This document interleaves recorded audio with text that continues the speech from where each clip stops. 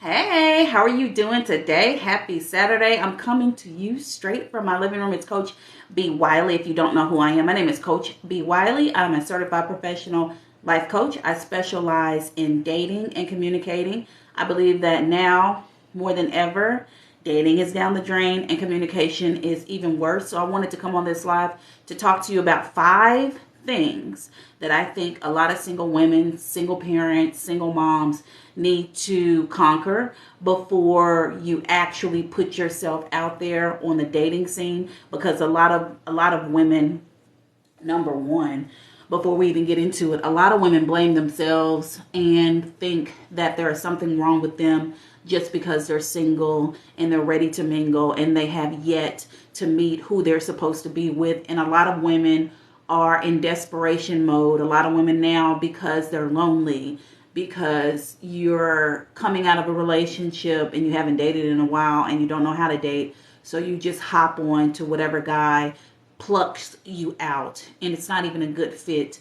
But because you've been single for so long, or because you've been in a relationship for so long, you're used to being in a relationship, you'll just jump to the next relationship. If you're joining this live, I'm Coach B. Wiley. I'm just going to talk about some dating and communicating tips. If you like the tips, feel free to share, feel free to like what you like, feel free to comment, feel free to ask questions. So I'm going to just talk to you for as long as I got. It's 8:48 right now, Central Standard Time here in St. Louis. And the first thing I wanted to talk about is closure. What is it with us women needing closure? I don't understand it. I quit desiring closure a million years ago, because what does it do for you?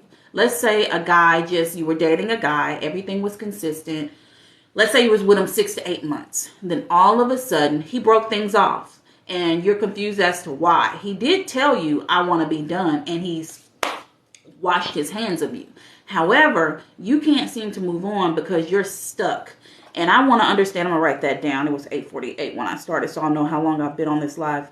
All right, so I want to understand, why do you need closure? What is closure going to do for you? A lot of women will be like, if a guy is wanting another woman and he low-key left you for another woman, and then you find out later, you'll then want him to tell you, like, oh, by the way, Samantha, I left you because I like Amber and Amber cooks better. Amber cares for her kids better. Amber don't want no kids. You want kids. Whatever the reason, y'all literally want this dude to spell out why he left you so that you can gain closure. I say, just get your closure. Just say, self, you know what? That relationship, dating situation did not work out. We dated for 6 to 8 months. So self, I'm going to pull the lessons from that, because every experience, there is a lesson. Every single job you have been on, when you've worked, and let's say it didn't work out, whether you quit or you got fired or the job shut down, what were the lessons that you learned along the way? Surely you learned something. Now, if you ain't learning nothing, then that's a you problem. Then you need to expand your mind if you're not learning anything. So think about that last situation. If you're watching this dating situation to where you did not get closure. Now think about, well, what did I learn about how to communicate? What did I learn about red flags? What did I learn about how to approach things? What did I learn about how to use my voice? Think about the scenarios where you had conflict. Think about what you would have done differently now that it's all over with. The goal when we're having these human experiences is only to learn when it doesn't work in your favor. But how do we know it's not working on your favor? Because there's always, cliche, when one door closes, there's always something greater on the other side. Trust me, I've been through so much over the last year. A lot of things have happened. And on the other side of things, things are just finally like coming up. And what I had before and what I have now is much better than what I had before. Did I go through hell? Yep. However, just get to the other side. Think of the dating experience. Whatever it was that caused you guys to abruptly break up or stop dating or stop talking. Think of it like this. Are you better off without that person?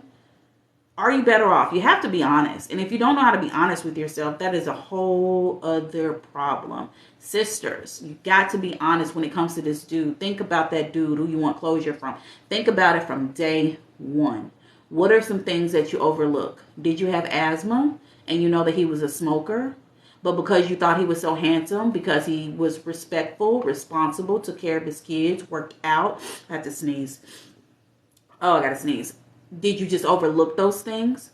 Think about it. Think about when he would plan things and then not follow up. Think about when he would just bump his gums, say he was going to do something and never follow through, but yet you just went along to get along. A lot of us women, sorry, I got some allergies. It's raining outside and it was some grass blowing around, so I may be a little stuffy. I'm sorry.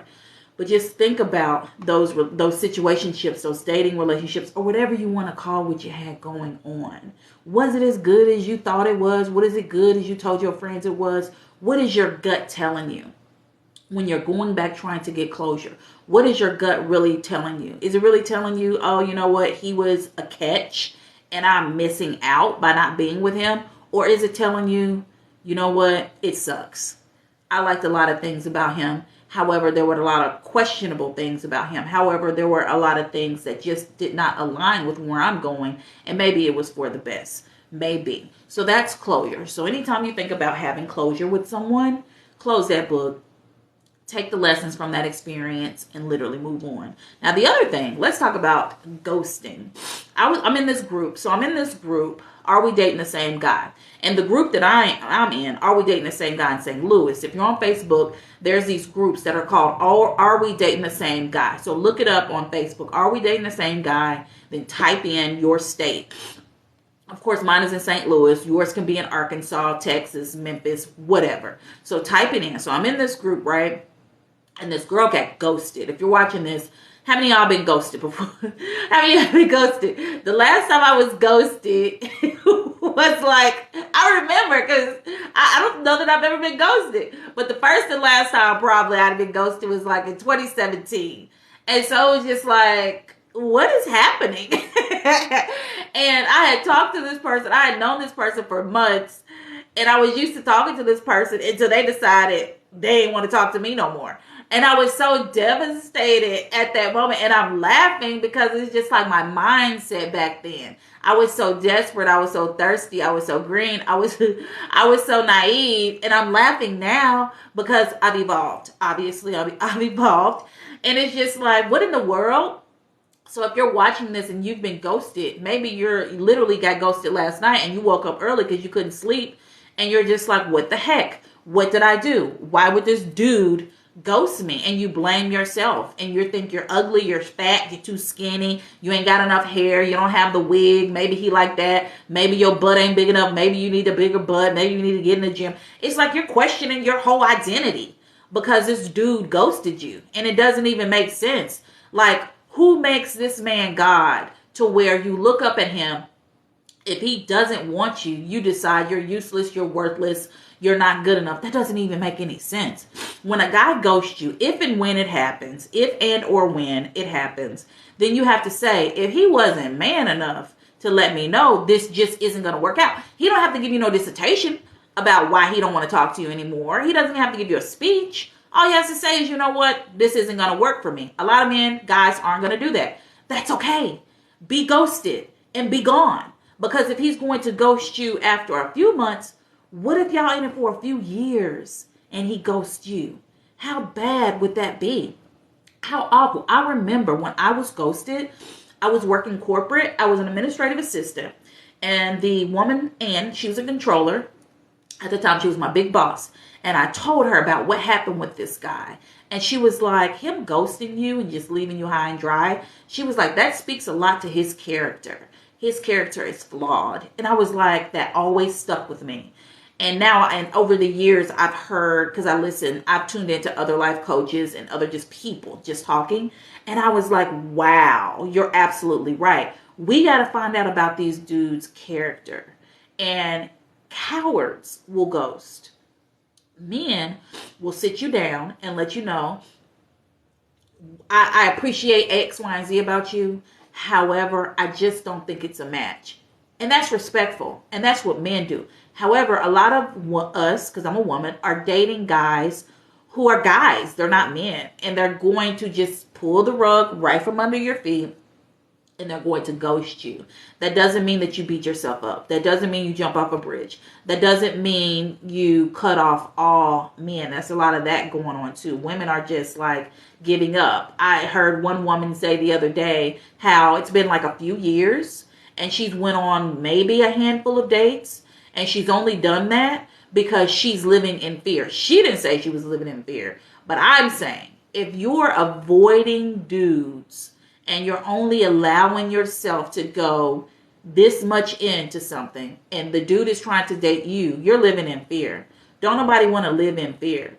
If you're too afraid that the next dude that you're dating is going to do the same thing the other guys have done, then you have to think about self. Why do I keep attracting the same kind of dude that keep doing the same kinds of things? That's when you have to break that down, because who's the common denominator? You are. So then you have to look within and be like, what is it about me? What is it? And if you don't know, ask someone that's a close friend, family member, coworker that will give you an unbiased, constructive, critical answer when it comes to why they think you continue to attract the same kind of guy who is going to treat you like crap, pick you up and put you down, ghost you, and make you feel like you're less than, which he can't make you feel anything. I don't believe people can make anybody feel anything. And a lot of people will say, well, you made me. No, they can't actually make you do anything. It's on you. It's you feeling what you feel because of how you feel. They can't make anything. So think about that when it comes to ghosting. And I can tell you one thing. The best thing that person could have did for me in 2017 was ghost the F out of me. I thank God. I've literally said prayers to God, thanking God that that guy ghosted me. Because, oh, no. It made me take a full-blown detour in my life, in my thinking, in my personal development. I've written a book since then. Well, I had a book before then. But I wrote my other book. I had my first book, Hello, My Name is Single, Ready to Mingle. Then I wrote another book, Successfully Solving Single. Then I have another book called Communicating with Your Mate. So I wrote a few books. And it really just made me just blossom. It broke me down and God built me back up, because where I was going, and I'm going to ask you this. Are you putting man, I believe in God. Are you putting man before God? Because it's a lot of women who will shout from the rooftops how they believe in God. Oh, I believe in God. I'm a Christian. However, are you putting in search of your love for man and that relationship with man over God? I realized I was doing that. I came to that realization summer of 2017 after that guy ghosted me. That was one of the things, because I'm a thinker. I sit around and I think. And I think about what he did, what I did, what I could have done better, why he did what he did, why I'm like this. It was so many things. It was a very traumatic experience. However, on the other side, I learned so much. And that's why I'm here. That's another reason why I'm here teaching you guys. It's another reason why I do this life coaching for a living. I really have to sneeze. Oh, excuse me. Oh my gosh, I have to sneeze again. I'm sorry, guys. My nose is so... I got me some water, guys. So, side note, if you want a metal straw, go to your Family Dollar. They have straight ones. They have one with the curve in them. But I got like 3 of them for like, I don't know, like $1 or $2. If you like these metal straws and you don't like the ones that, the other kind of straws, that's just a side note. But yeah, when it comes to ghosting, like, it was the best thing. So when you're in it, another thing that I've learned, I learned this from Oprah. She was going, it was something I was listening to on YouTube, and she was saying how when she was going through something she was going through, she asked God, what do I need to know? God, what is the lesson in this right now? So if you're going through needing closure, being ghosted, trying to understand self-worth, trying to love yourself. I'm going to cut this fan off. Hold on. This fan might be making me stirring up my... I'm going to cut my fan off. But anyway, if you're in the midst of dating madness, tired of dead end dating, and you keep questioning yourself, you keep questioning your worth, your value, you need to ask the universe, and I got to sneeze again, ask God. They don't want me to get this message, but I'm getting this message out, honey. You need to ask God, universe, what is it I'm supposed to be learning? What was I supposed to learn from him ghosting me? What was I supposed to learn from that dating experience? What do I need to do moving forward in order to attract the right kind of guys in my life so I can have the results that I need? And I've talked about, side note, I've talked about dating pools and different dating pools. What dating pool are you in? Ladies, single ladies, are you on the bottom of the barrel pool? That pool. That bottom of the barrel, aka the low-hanging fruit women, this pool is so filled with desperate, lonely, bitter, thirsty, naive, thirst-trapping, leading with sex kind of women in this bottom of the barrel pool, and it's filled. It's so filled. It's overfilled, actually, with women. And the men who circulate, the guys who circulate around that bottom of the barrel pool, they'll just pluck one of you women out, pick you up to put your butt, pluck your back, flick your butt back into that pool. Because that pool is where women don't know who they are, don't love themselves. They need to be validated. They need a man to tell them they're worthy in order for them to understand they're worthy. They're always pick me, pick me. They're always jumping out of character to do things to get a dude's attention versus being their authentic self. They're always wondering when their man is coming versus working on themselves, loving themselves, working out, eating better, reading more, being there more for their children if they have it, praying, building that relationship with God, watching shows that are funny, that make them laugh versus depressed, thinking about getting therapy, thinking about how their childhood affects who they are as women, actually growing their emotional intelligence, going to conferences to learn how to communicate better, to know how to be an effective listener, to actually self-assess. When you self-assess is when you look at yourself like, self, what am I doing? What could I be doing better? The tweaking. It's so many things that's called the work. And a lot of women don't want to do the work. And the women who refuse to do the work or are incapable of doing the work are at the bottom of the barrel. They're drowning in that sea, in that pit of water with all these other women. And men continue to pick them up and put them back down. And they're drowning in this pool. And unless you're willing, if you're in this pool, I used to live in that pool. I lived in that pool for so long. That's how I know. So if you're in this dating pool, you're getting the worst case scenarios when it comes to guys. So get yourself out that pool. To get you up out of it, I'll talk about that on another video. All right. You're just tuning in. I'm dating coach, Coach B. Wiley. I'm talking all about a few things about dating and dead-end dating and why you continue to have the not so good dating patterns that you have. All right, the third one, the benefits of being with them. So the other day, I did a live video and I was in the sauna and there was a young lady in the sauna. I didn't know this young lady, but she heard me doing a live and she thought I was a therapist. She literally asked me, was I a therapist? No, I'm not a therapist. But the funny part is, when I went to school in Arkansas, my what do you call it? Your major? My major was psychology. And I worked at this hospital. I worked for a group of psychologists. However, I didn't like the way they treated their clients. It was almost like it was a money grab. And if I'm going to do something, I'm not, of course, you need money. Like, don't get it twisted. Me being a life coach, I get paid. I'm not getting paid. Well, I might get paid on it. I can't say I'm not getting paid to do this live video. That's not true. But I will say that whatever you do, you want to have a monetary gain using your God-given gifts or just working. You want to have money, of course. And so I just didn't like, it seemed like it was all about the money. So, and I've actually considered going back to school just for a quick second. I thought maybe I should go back and be a psychologist, but you know, that's a lot and that's pure dedication. And I don't know that I'm ready for that at this moment in time. But think about the person that you're dating right now or someone that you just got out of a dating situation with, and think about 3 benefits. 3. I'm going to say 3. What are the 3 benefits that you get from being with this person? Or you can ask yourself 3 great things that make you want to be with them. However you want to put it. I got this from Judge Lynn Toller. She on divorce court. She used to ask the people, well, give me a 30-second or 60-second answer as to why you want to be with who you want to be with. So that's where I got it from. I'm pretty sure that's where I got it from because I used to watch her all the time. I still watch her. So I say, and that's breaking it down. I prefer you give me 5 things, but I say give me 3 reasons why you want to be with this person. What are the 3 reasons and why?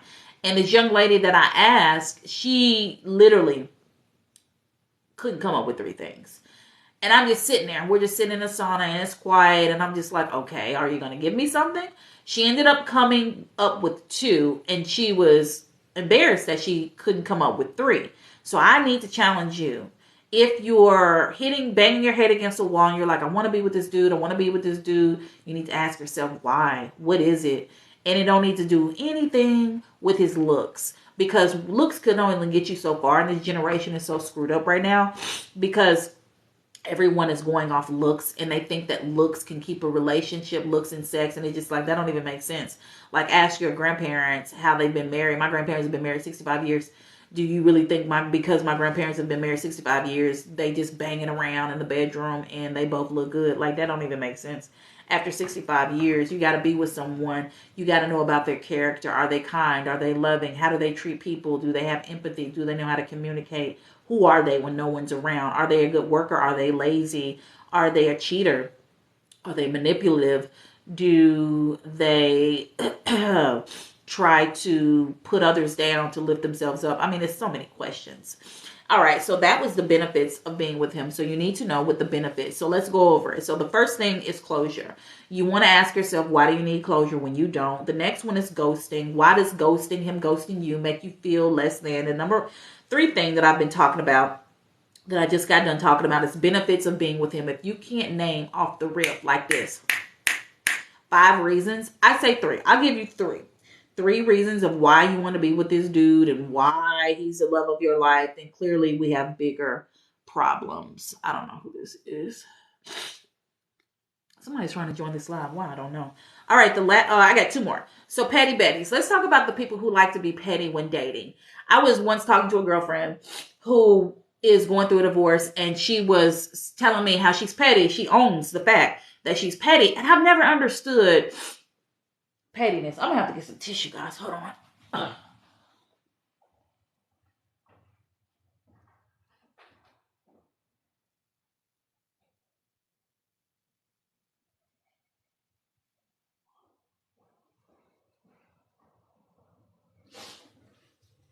I'm back. Y'all, my allergies are out of control. It's about to storm outside. My son has a football game this morning in like 45 minutes. I don't know how this is going to work, but my nose is out of control. But anyway, for those who are petty, what is it to be petty? What benefits do you receive from being petty? Like, I know someone who if this dude responds and he has like an ignorant response, or he just being stupid, going out of his way to be dumb, she drops it low to the flow and she gets super petty. And I've never understood, because when someone is being ignorant on purpose, or they're just crazy, or they're just reckless, I disengage. I don't do that back and forth. I don't play tennis with people. I just remove myself from the situation. I quit responding. If it's in person, I'll walk away. Like, why am I going back and forth? Or why am I being petty and low with you? What am I getting out of it? I never understood that. So if you're someone that's used to being petty, who thrives off of it, like, what benefit does it do for you? Let me know in the comments. The last time you were petty, how did that benefit you? And if you're being petty in a dating situation with someone that you actually like, how is that a relationship, dating situation? How is that going to thrive is my real question. How do you thrive if both parties are petty? Let me know. And then the last one I wanted to talk about is energy. Guys, I love talking about energy. I thought about getting into energy reading, because let me tell you something. Since I've been on my journey as a life coach, as a human, I've gone from being super desperate, naive. I've told y'all this 1,000 times, and I'll continue to tell y'all that. I've gone from the lowest of the low when it comes to bottom of the barrel, less than a qualified quality woman, to where I am now. I'm a quality woman. I know I am. And so now where I am, I could literally make eye contact. Just say we in a dollar store, I'm at the gym, church, wherever.